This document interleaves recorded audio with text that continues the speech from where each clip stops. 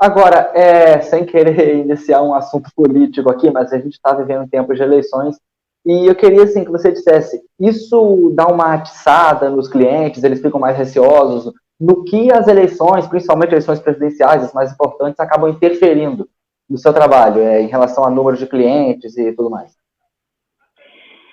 Eleição presidencial sempre gera, independente qual seja o resultado, quem sejam os candidatos, sempre gera um clima de apreensão, né? Afinal de contas, a gente tem vivido aí alguns momentos bastante turbulentos no país nos últimos 8, 10 anos. O clima, via de regra, né, em qualquer ano de eleição presidencial, é de cautela, é de uma desaceleração, porque na minha área, principalmente, que é a área de direito societário de fusões e aquisições, muitas operações dependem do cenário econômico. Só que nesse ano de 2022 a gente tem uma particularidade. O cenário econômico ele é resultado muito mais da pandemia do que da apreensão do mercado com a eleição em si. Existe um quadro de inflação generalizado mundial que está sendo bastante sentido no Brasil também. E além do que existe também uma onda de baixa nos investimentos em startups, que são empresas em estágio inicial, que são aqui um dos nichos que a gente atende no escritório. Então, a gente percebeu uma cautela maior do mercado nesses últimos meses, mas a perspectiva, né, de vários analistas é que haja uma retomada aí, que ocorra uma retomada nos primeiros meses do ano que vem.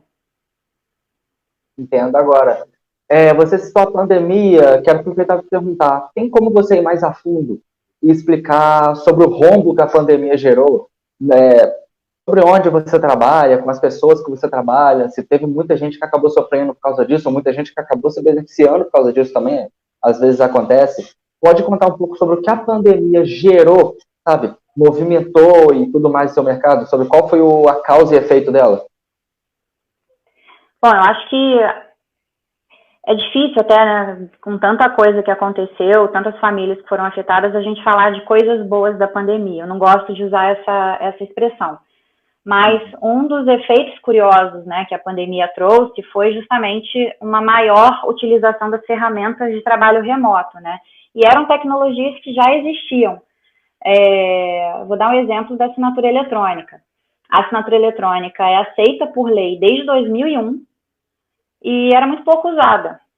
Antes da pandemia, eu me lembro e eu já trabalho na área de fusões e aquisições de direito societário há bastante tempo, e antes da pandemia eu me lembro de uma operação que foi fechada através de assinatura eletrônica, de um contrato que foi assinado por assinatura eletrônica.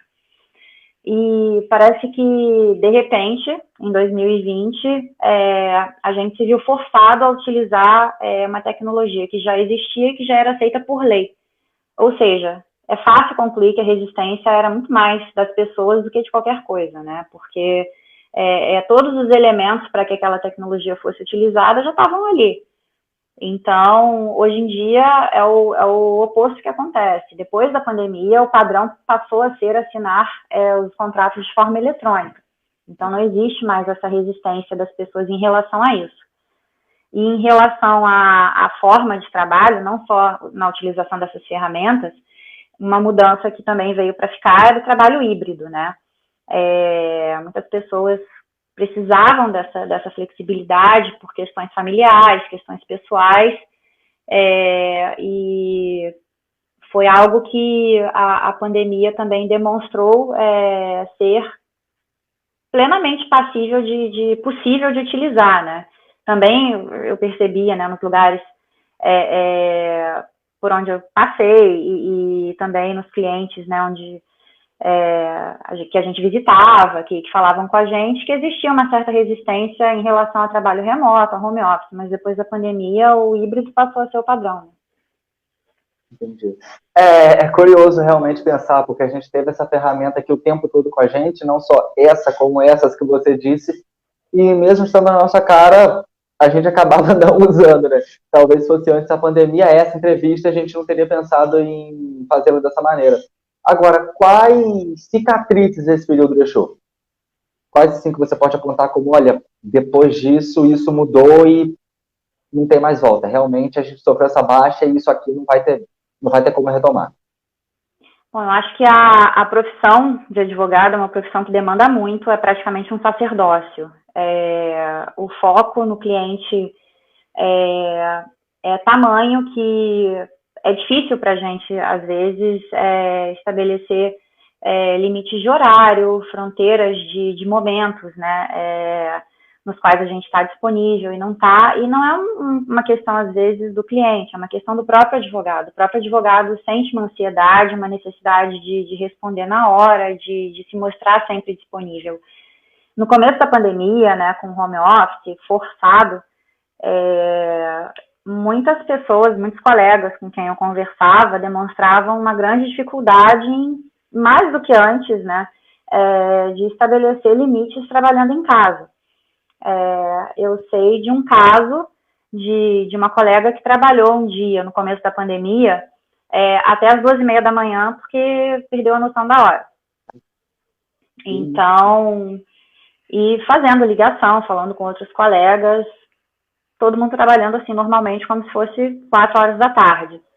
Então, relatos assim são muitos do começo da pandemia.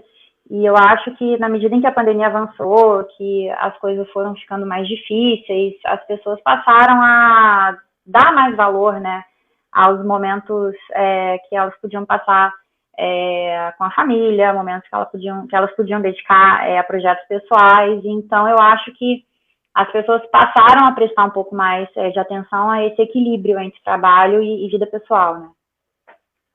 Dá para dizer que foi um processo de aprendizado para a gente também, né? Apesar Sem dúvida. de todo o sofrimento que causou. Apesar do sofrimento que causou. Você chegou a passar por dificuldades nessa questão do home office? Foi mais difícil, assim, de pegar o jeito? Foi. Bom, no começo eu tinha, bem no começo mesmo da pandemia, né? Março de 2020. Eu tinha algumas operações de fusões e aquisições em fase de fechamento. Eram 3 contratos que seriam assinados ali na segunda quinzena de janeiro, que foi justamente quando a gente começou o home office. Então, a gente precisava administrar a ansiedade do cliente e a própria ansiedade, né? A gente não sabia muito bem como que ia ser, a questão toda das ferramentas de assinatura remota, muitos clientes não se adaptaram, e aí a gente também precisava fazer todo um trabalho de treinamento tecnológico e psicológico com o cliente, mas foram dias difíceis no começo, mas os clientes também foram muito colaborativos e acabou dando tudo certo, né? Agora, uma questão, inclusive, que eu já cheguei a conversar com um amigo meu, ele uma vez soltou uma parada dessas no grupo, que foi a seguinte, o advogado ele precisa ter uma postura além do normal, por exemplo, uma postura correta acima das outras pessoas, do tipo que, assim, ele não pode ser visto em certos lugares, fazendo certas coisas, ele tem sempre que se manter aqui, não pode fazer absolutamente nada de errado. Tem muito disso? É verdade? Olha, não confirmo nem nego. A questão é a seguinte, a sociedade tem uma expectativa em relação ao comportamento de um advogado, é uma expectativa bastante cristalizada no imaginário da sociedade, bastante tradicional, e muitos advogados gostam de corresponder a essa expectativa, porque, com perdão aí da sinceridade, o advogado é um ser egóico, né? O advogado é um ser vaidoso. Então, tem advogados realmente que acabam se tornando mais formais do que eles eram antes de começar a advogar, antes de entrar na área, porque eles se tornaram um produto do meio, né?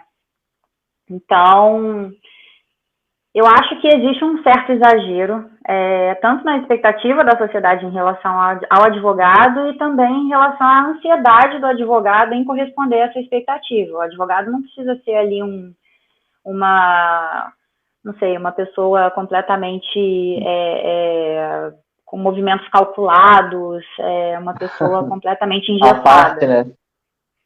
Não precisa também se sentir uma pessoa que não está em sociedade, um mero observador, sabe? Eu acho, inclusive, que o bom advogado ele precisa entender como que é o processo decisório das pessoas, como que o trabalho dele impacta na sociedade, e isso é difícil, né? Se você essa medida é difícil chegar nela se você não tem uma identificação, se você não se identifica com as pessoas que você atende, se você não se identifica com o seu cliente.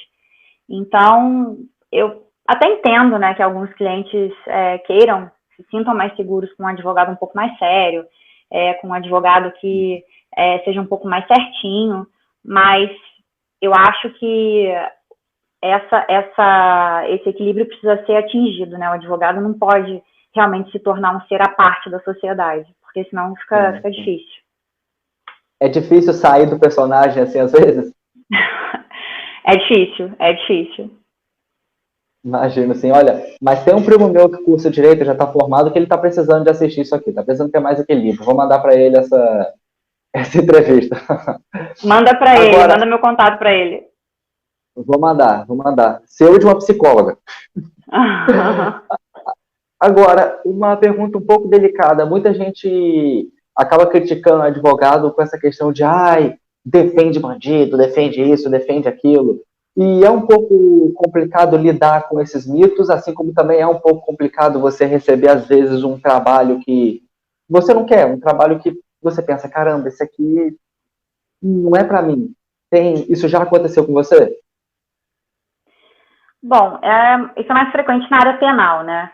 Essa questão de defender réus, né?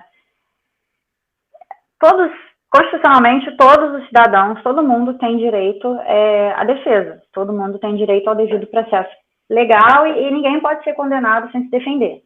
É simples quanto isso. Então, na verdade, um dos princípios, né, na verdade, eu diria que é o princípio mais importante do ordenamento jurídico, é que ninguém pode ser condenado sem defesa.